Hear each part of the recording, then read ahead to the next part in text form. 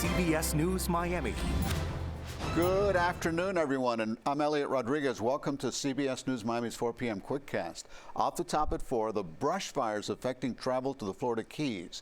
Late afternoon flare-ups are leading to closures along Cardinals Road. CBS News Miami's Steve Majiri has our report from Florida City.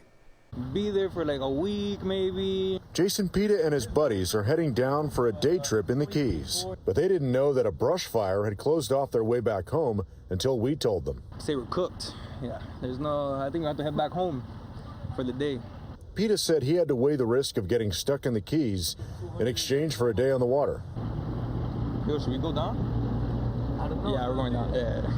Yeah, we already drove. We drove like 30 minutes, 40 minutes. We're going to go down. For hours, northbound lanes for US 1 and Card Sound Road were both closed this morning, leaving drivers with no way out of the Florida Keys. That brush fire had been burning since Thursday afternoon. This is the second brush fire that's disrupted traffic to the Keys since March. Pita's friend William Mendez says he got stuck in traffic during that last brush fire. He didn't think he'd have to go through this again so soon. I got stuck down in the Keys for a couple of days. Yeah, I think it was 2 days and some change. But not everyone was going to the Keys for fun. Alexander Polanco says he has to drop off a delivery from his truck, but he was unsure if it would be a quick in-and-out trip because of the fire. He says he can't afford to get stuck down there. Maybe I go back to my warehouse and I try to make the delivery, but it's impossible. Always alerting, always tracking. This is Next Weather. Okay, we just heard from Steve Majiri. The dry conditions are not helping the firefighters out there, so let's check in with meteorologist Shane Hinton. And we don't want to ask for rain on the weekend. That'd be poor timing, right?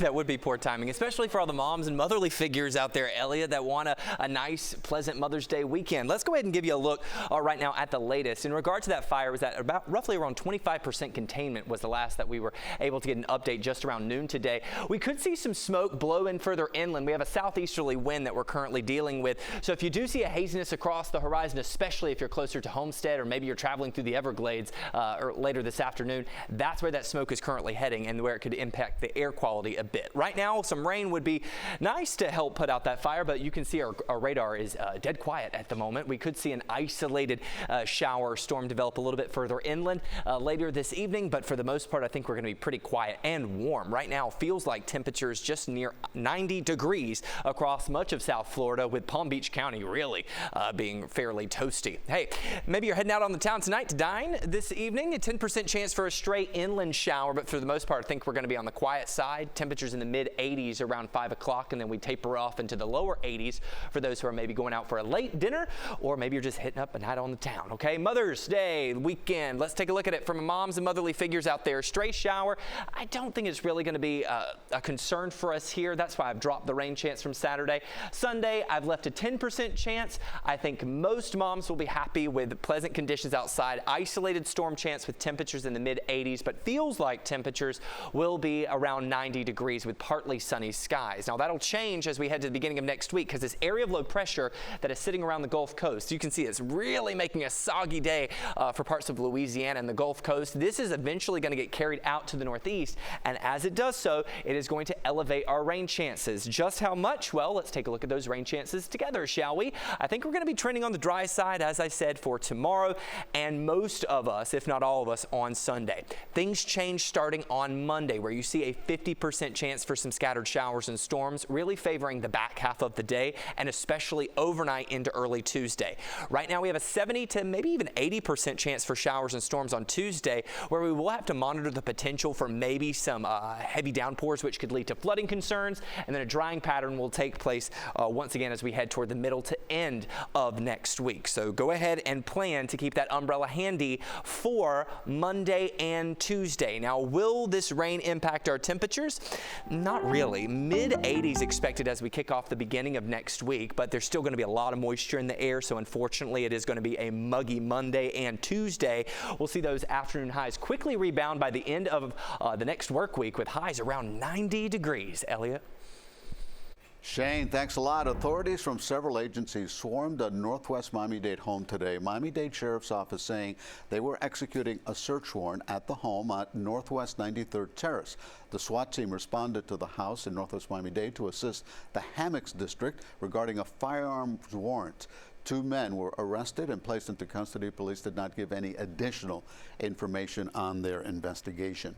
Deputies say a man killed himself after he shot at 3 Monroe County Sheriff's deputies in Marathon. Fortunately, no deputies were hurt. The Sheriff's Office says the man was using an AR-15 assault rifle and fired at the vehicles. Deputies got the call of a man throwing objects from the roof of an apartment complex last night. When they approached, that's when they heard the gunshots. 3 vehicles were hit by bullets. There were no deputies inside, luckily.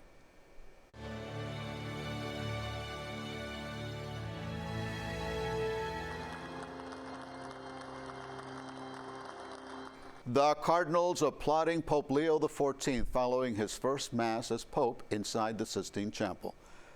It has been a whirlwind day for the first pontiff born in the United States. CBS News Miami's Tina Kraus is in Vatican City with details for us.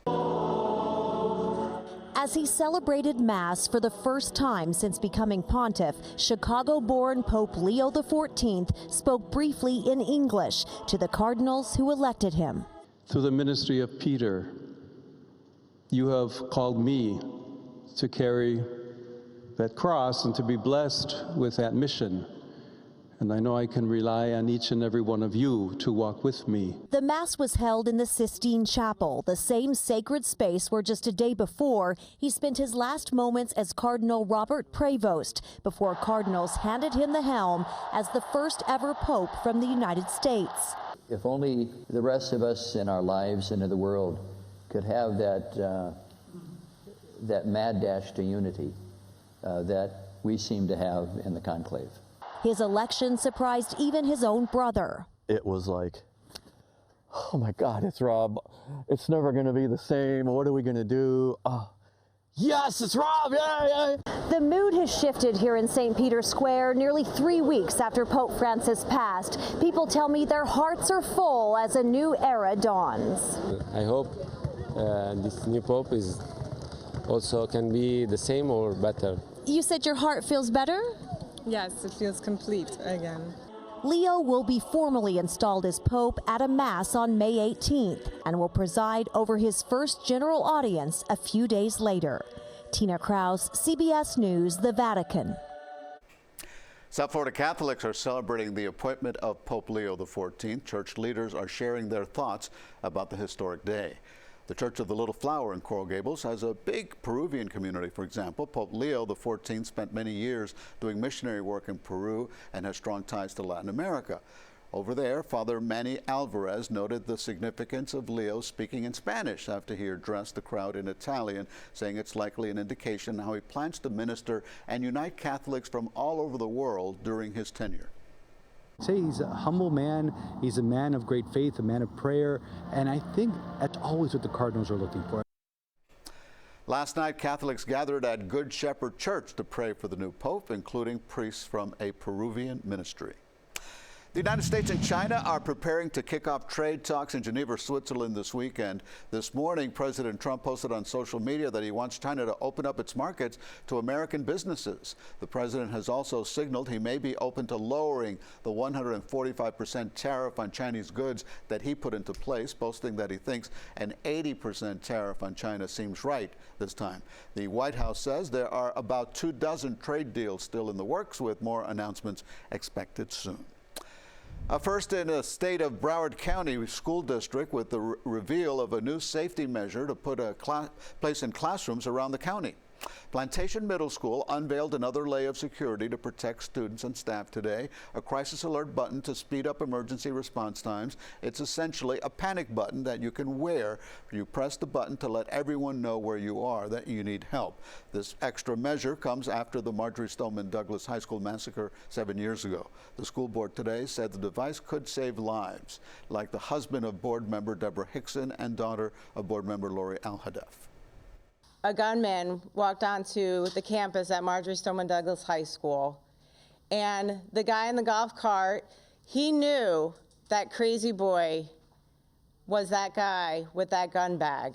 And if he had his panic button that day, to press that panic button 8 times or more, to call for a lockdown, Alyssa and Chris possibly could have been here today, and multiple lives should have been saved.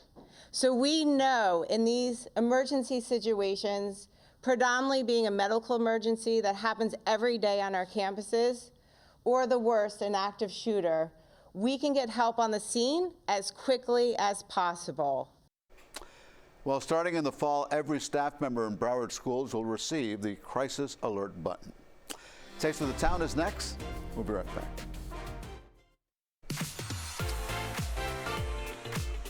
Hey, it's Friday, so we're going out to eat. One of my favorite things to do. Here's CBS News Miami's Lisa Petrillo with something to whet your appetite for tonight's Taste of the Town. Well, guys, we're in the kitchen here at Top Hat in Fort Lauderdale. It's off Southeast 3rd Avenue with Elliot, the owner.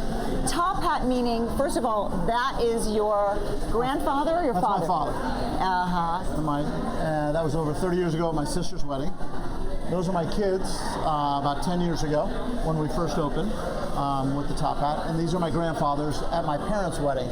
And the Top Hat went to all of those events. And here it is right here, if we could pull it out. This is from about 1920s, you're saying, from your grandfather. Yeah, it's a silk strun hat. My grandfather brought it over from Germany in the 1930s. You can see his initials are still in there.